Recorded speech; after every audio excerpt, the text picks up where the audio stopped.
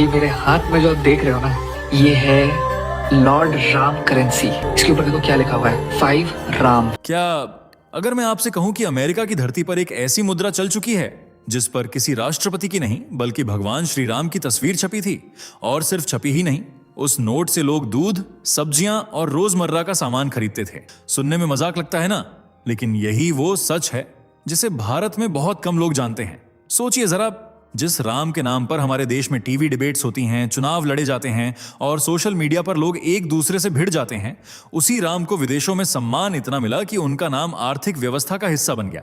आखिर क्यों, कैसे? और सबसे बड़ा सवाल, क्या दुनिया भारत की संस्कृति की कीमत हमसे ज्यादा समझने लगी है?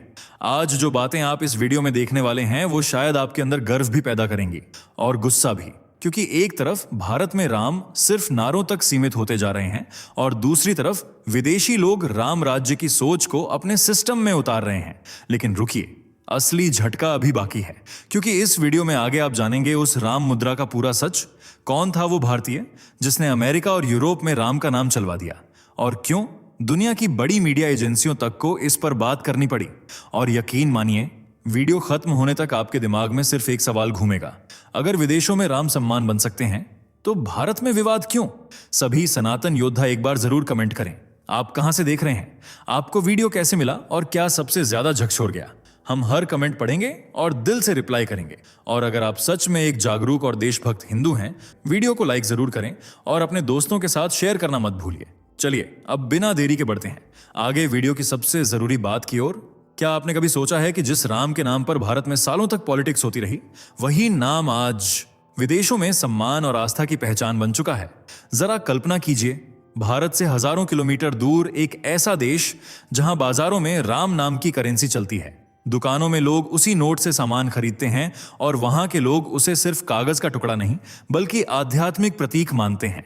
सुनने में ये किसी फिल्म की कहानी जैसा लग सकता है, लेकिन ये पूरी तरह सच है। जिस राम के नाम पर हमारे देश में दशकों तक बहसें हुई, मंदिर और पॉलिटिक्स आमने सामने खड़ी रही, उसी राम का नाम आज यूनाइटेड स्टेट्स और नेदरलैंड्स जैसे देशों तक चर्चा का विषय बन चुका है। और जब आप इस पूरी कहानी को जानेंगे तो शायद आपको एहसास होगा कि भारतीय कल्चर और स्पिरिचुअलिटी की ताकत कितनी दूर तक पहुंच चुकी है। क्योंकि ये सिर्फ एक करेंसी की कहानी नहीं है, ये उस विश्वास की कहानी है जिसने सीमाओं, भाषाओं और देशों की दीवारें पार कर ली।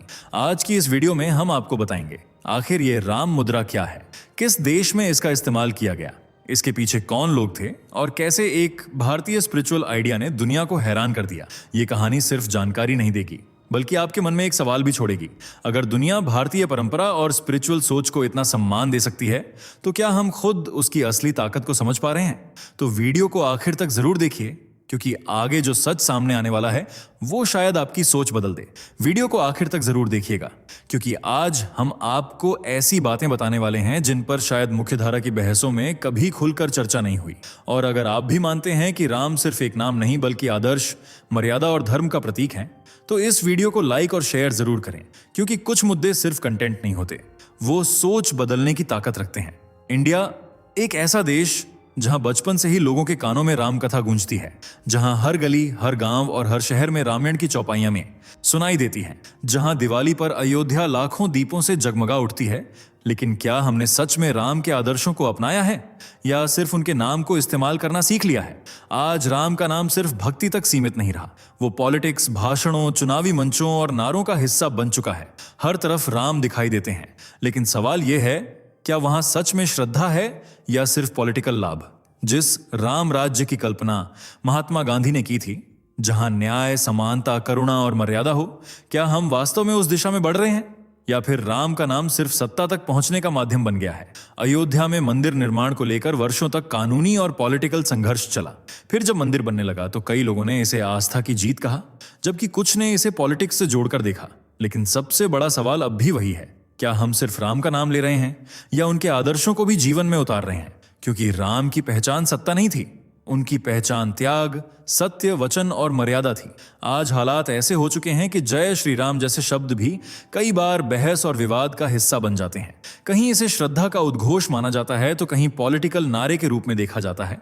और शायद यही सबसे बड़ा विरोधाभास है। एक तरफ रामायण को मिथक कहकर नजरअंदाज किया जाता है, दूसरी तरफ उसी राम के नाम पर भीड़ और वोट दोनों जुटाए जाते हैं। तो क्या हमने श्रद्धा और पॉलिटिक्स की रेखा को इतना धुंधला कर दिया है कि अब राम सिर्फ आदर्श नहीं, एक ब्रांड बनकर रह गए हैं? हम आखिर कब राम को पॉलिटिक्स से ऊपर उठाकर एक आदर्श के रूप में देख पाएंगे? कब हम उनके नाम को सिर्फ नारों और बहसों से निकालकर मर्यादा, सत्य और न्याय से जोड़ेंगे? जरा सोचिए, जब कोई विदेशी देश भगवान राम की तस्वीर वाली करेंसी को सम्मान के साथ अपनाता है, तो क्या हमें खुद से यह सवाल नहीं पूछना चाहिए कि हम अपनी ही विरासत को किस नजर से देख रहे हैं? इंडिया में राम का अर्थ होना चाहिए कर्तव्य, त्याग और आदर्श जीवन। लेकिन दुख की बात यह है कि आज कई जगह राम का नाम सिर्फ भाषणों और पॉलिटिकल मंचों तक सीमित होता जा रहा है। अब वक्त आ चुका है कि हम तय करें, क्या हम केवल राम का नाम लेंगे या उनके आदर्शों को भी अपनाएंगे? और इसी बीच दुनिया के दूसरे हिस्सों में एक ऐसी घटना हुई जिसने लोगों को हैरान कर दिया। कल्पना कीजिए एक ऐसे सिस्टम की जहां राम का नाम सिर्फ आस्था का प्रतीक नहीं बल्कि आर्थिक लेन देन का हिस्सा बन गया। हाँ, नेदरलैंड्स और यूनाइटेड स्टेट्स के कुछ क्षेत्रों में राम मुद्रा नाम की वैकल्पिक करेंसी इस्तेमाल की गई। इस अनोखी पहल की शुरुआत 2002 में हुई थी। इसके पीछे थे महर्षि महेश योगी, जो भारतीय वैदिक ज्ञान और ध्यान पद्धति को दुनिया भर में फैलाने के लिए जाने जाते हैं। उनकी संस्था global country of world peace ने इस आइडिया को आगे बढ़ाया। इस प्रोजेक्ट से टोनी नेडर भी जुड़े थे, जिन्होंने इसे स्पिरिचुअल सोच और आर्थिक व्यवस्था के मेल का प्रतीक बताया। इस राम मुद्रा को राम राज्य मुद्रा भी कहा गया। इसके 10 और 15 राम वैल्यू वाले नोट जारी किए गए थे। इन नोटों पर राम की तस्वीर के साथ वैदिक प्रतीकों जैसे कामधेनु और कल्प वृक्ष को ऑल्सो दर्शाया गया था, जो समृद्धि और संतुलन के प्रतीक माने जाते हैं। सबसे दिलचस्प बात यह थी कि यह सिर्फ कलेक्शन के लिए छपे नोट नहीं थे। महर्षि वैदिक सिटी और नेदरलैंड्स के कुछ क्षेत्रों में इन्हें सीमित लोकल लेन देन में इस्तेमाल भी किया गया। कुछ दुकानदार और लोकल कम्युनिटी इस करेंसी को स्वीकार करते थे। बताया जाता है कि इस वैकल्पिक सिस्टम का उद्देश्य लोकल इकोनॉमी को मजबूत करना और लोगों को आत्मनिर्भर आर्थिक मॉडल से जोड़ना था। जब यह खबर दुनिया तक पहुंची तो कई इंटरनेशनल मीडिया इंस्टीट्यूशंस ने भी इस पर चर्चा की। यह दिखाता है कि भारतीय स्पिरिचुअल विचार केवल पूजा तक सीमित नहीं है, वे जीवन और व्यवस्था के दूसरे क्षेत्रों को भी प्रभावित कर सकते हैं। और शायद यही सबसे बड़ा सवाल है, जब दुनिया के दूसरे हिस्से राम के नाम को सम्मान और पॉजिटिव सोच से जोड़ सकते हैं, तो क्या हम खुद उन्हें विवादों से ऊपर उठाकर देख पाएंगे? राम मुद्रा सिर्फ एक करेंसी नहीं थी, यह भारतीय अध्यात्म और संस्कृति की उस पहचान का प्रतीक बन गई जिसकी गूंज भारत की सीमाओं से बहुत दूर तक सुनाई दी। यह उस विचार का उदाहरण थी जिसने दुनिया को दिखाया कि भारत केवल इतिहास नहीं बल्कि एक जीवित आध्यात्मिक शक्ति भी है। और इस पूरी सोच के पीछे थे एक ऐसे संत जिनकी दृष्टि सिर्फ भारत तक सीमित नहीं थी। हम बात कर रहे हैं महर्षि महेश योगी की। 1917 में जबलपुर में जन्मे महर्षि महेश योगी का जीवन शुरुआत से ही आध्यात्मिकता की ओर झुक गया था। उन्होंने प्रयागराज से विज्ञान की पढ़ाई की, लेकिन जल्द ही उन्हें एहसास हुआ कि असली ज्ञान केवल किताबों या प्रयोगशालाओं में नहीं बल्कि चेतना और आत्मा की समझ में छिपा है। यही खोज उन्हें हिमालय की ओर ले गई, जहां उन्होंने वेदों और उपनिषदों का अध्ययन किया। बाद में उन्होंने ट्रांसेंडेंटल मेडिटेशन की पद्धति को दुनिया के सामने रखा, एक ऐसी ध्यान तकनीक जिसे लाखों लोगों ने अपनाया। 1960 के दशक में जब पश्चिमी दुनिया तेजी से भौतिक जीवन की ओर बढ़ रही थी, उसी समय महर्षि महेश योगी ने अमेरिका और यूरोप में भारतीय अध्यात्म का परिचय कराया। और फिर एक ऐसी घटना हुई जिसने पूरी दुनिया का ध्यान भारत की ओर खींच लिया। दुनिया का मशहूर बैंड बीटल्स ऋषिकेश स्थित उनके आश्रम पहुंचा। उनकी यह यात्रा भारतीय योग और ध्यान को वैश्विक चर्चा का हिस्सा बना गई। सिर्फ कलाकार ही नहीं बल्कि कई राजनेता, लेखक और विचारक भी उनसे जुड़े। इंदिरा गांधी, दीपक चोपड़ा और दुनिया भर के कई वैज्ञानिकों व डॉक्टरों ने उनकी शिक्षाओं में रुचि दिखाई। महर्षि का मानना था कि भारतीय ज्ञान केवल धार्मिक अनुष्ठान नहीं बल्कि मानसिक शांति, सामाजिक संतुलन और वैश्विक सद्भाव की दिशा दिखा सकता है। इसी सोच के साथ उन्होंने global country of world peace की स्थापना की और इसी संस्था के माध्यम से राम मुद्रा जैसी वैकल्पिक आर्थिक पहल सामने आई। 2008 में नीदरलैंड्स में उनका निधन हो गया, लेकिन उनके विचार आज भी दुनिया भर में जीवित हैं। आज भी लाखों लोग ट्रांसेंडेंटल मेडिटेशन का अभ्यास करते हैं और इसे मानसिक शांति का माध्यम मानते हैं। महर्षि महेश योगी सिर्फ एक आध्यात्मिक गुरु नहीं थे, वे उन लोगों में से थे जिन्होंने भारतीय संस्कृति और चेतना को वैश्विक मंच तक पहुंचाने का प्रयास किया। और राम मुद्रा उस यात्रा की एक अनोखी और यादगार पहचान बन गई। आज कई बार सनातन धर्म को पुराने विचारों से जोड़कर देखा जाता है, लेकिन दिलचस्प बात यह है कि दुनिया के कई देशों में यही भारतीय संस्कृति सम्मान और गौरव का प्रतीक बन चुकी है। भारत से बाहर भी राम कृष्ण, गणेश और अन्य वैदिक प्रतीकों को खास पहचान मिली है। सबसे पहले बात करते हैं इंडोनेशिया की।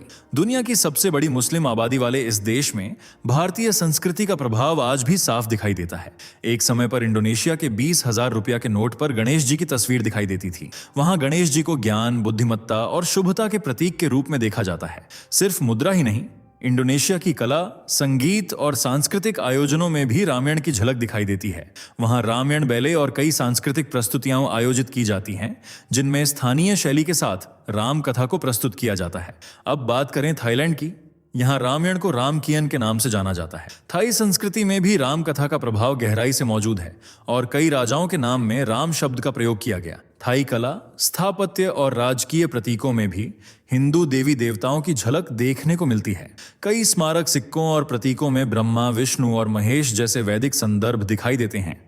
इतिहास में देखें तो ब्रिटिश शासन काल के दौरान कुछ क्षेत्रों में ऐसे सिक्के भी प्रचलित रहे जिनमें भारतीय धार्मिक प्रतीकों का उपयोग किया गया था। यह दिखाता है कि भारतीय सांस्कृतिक प्रतीकों का प्रभाव केवल मंदिरों तक सीमित नहीं रहा, बल्कि कला, अर्थव्यवस्था और सामाजिक पहचान तक भी पहुंचा।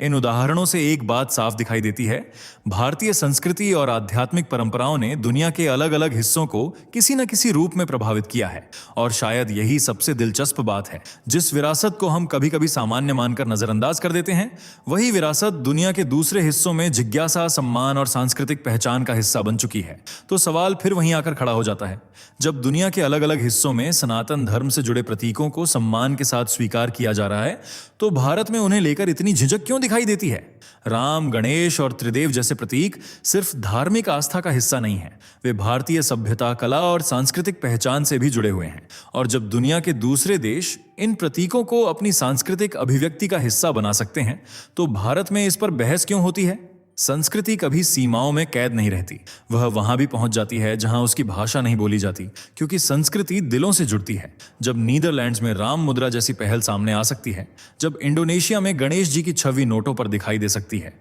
और जब थाईलैंड में राम नाम राजकीय परंपरा का हिस्सा हो सकता है, तो फिर भारत में अपनी सांस्कृतिक विरासत को लेकर इतनी असहजता क्यों महसूस होती है? कुछ लोग मानते हैं कि राष्ट्रीय प्रतीकों में धार्मिक छवियों का इस्तेमाल सावधानी से होना चाहिए, ताकि देश की विविधता और संवैधानिक संतुलन बना रहे।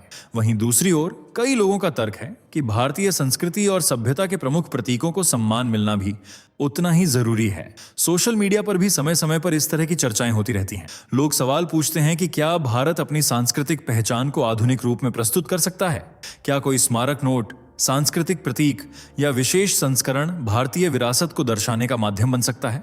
यह बहस सिर्फ मुद्रा की नहीं है, ये उस पहचान की बहस है जिसे भारत दुनिया के सामने कैसे प्रस्तुत करना चाहता है। आखिरकार भारत वही भूमि है जहां रामायण की रचना हुई, जहां रामराज्य की कल्पना को आदर्श शासन के रूप में देखा गया, और जहां पीढ़ियों से लोग राम को मर्यादा और धर्म का प्रतीक मानते आए हैं। शायद असली सवाल सरकार से पहले खुद हमसे है। क्या हम अपनी संस्कृति को केवल इतिहास की किताबों में देखना चाहते हैं, या उसे आधुनिक भारत की पहचान के रूप में भी स्वीकार करने के लिए तैयार हैं? क्योंकि किसी भी सभ्यता की ताकत सिर्फ उसकी अर्थव्यवस्था से नहीं, बल्कि उसकी सांस्कृतिक आत्मा से भी पहचानी जाती है। अब यह सिर्फ एक साधारण वीडियो नहीं रह गया, ये एक सवाल बन चुका है, हमारी पहचान का, हमारी सांस्कृतिक सोच का और उस विरासत का जिसने हजारों वर्षों से भारत को जोड़े रखा है। आपने देखा कि कैसे राम मुद्रा जैसी पहल ने दुनिया का ध्यान भारतीय आध्यात्मिकता की ओर खींचा। आपने यह भी जाना कि कई देशों ने भारतीय प्रतीकों और वैदिक परंपराओं को सम्मान के साथ अपनाया। और शायद यही बात सबसे बड़ा सवाल खड़ा करती है, जब दुनिया भारतीय संस्कृति को सम्मान दे सकती है, तो क्या हम खुद उसकी गहराई को समझ पा रहे हैं? लेकिन अब समय सिर्फ देखने या सुनने का नहीं, सोचने का भी है। क्योंकि किसी भी संस्कृति की ताकत तब बढ़ती है जब उसके लोग अपनी जड़ों को समझते हैं, उन पर गर्व करते हैं और उन्हें सकारात्मक रूप से आगे बढ़ाते हैं। आपकी एक राय, एक चर्चा, एक विचार, ये सिर्फ सोशल मीडिया की गतिविधि नहीं होती, बल्कि उस सोच का हिस्सा होती है जो कहती है कि संस्कृति केवल इतिहास नहीं, बल्कि पहचान भी है। आज जरूरत है ऐसे भारत की जो आधुनिक भी हो और अपनी जड़ों से जुड़ा हुआ भी, जो विकास की बात करे लेकिन अपनी सभ्यता को भूले नहीं, और जो अपने सांस्कृतिक प्रतीकों को विवाद नहीं, विरासत के रूप में देखे। अगर आपको लगता है कि भारतीय संस्कृति और उसके आदर्शों पर संतुलित और सकारात्मक चर्चा होनी चाहिए, तो अपनी राय कमेंट में जरूर लिखें। वीडियो पसंद आई हो तो इसे शेयर करें ताकि ज्यादा लोग इस विषय को समझ सकें। मिलते हैं अगली वीडियो में एक और रोचक और विचारोत्तेजक विषय के साथ। जय श्री राम। दोस्तों आपको स्क्रीन पर 2 और वीडियोस दिखाई दे रही हैं, जिसे देखने के लिए स्क्रीन पर क्लिक करें।